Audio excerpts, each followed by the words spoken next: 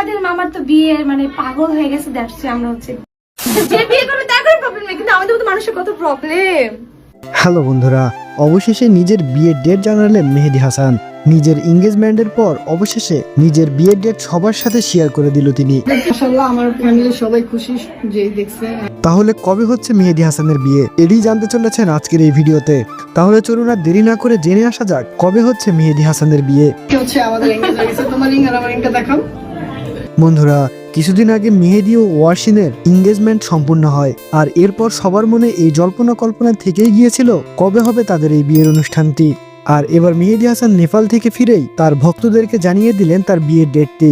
এটি আপনাদেরকেও জানাবো, তবে তার আগে আপনারা যারা আমাদের চ্যানেলটি এখনো সাবস্ক্রাইব করেননি তারা দয়া করে ভিডিওটি একটি লাইক করে চ্যানেলটি সাবস্ক্রাইব করে দিন। বন্ধুরা, মেহেদী হাসান তার একটি ফেসবুক পোস্টের মাধ্যমে জানিয়েছে ঈদের পরই হতে যাচ্ছে মেহেদী হাসানের বিয়ে।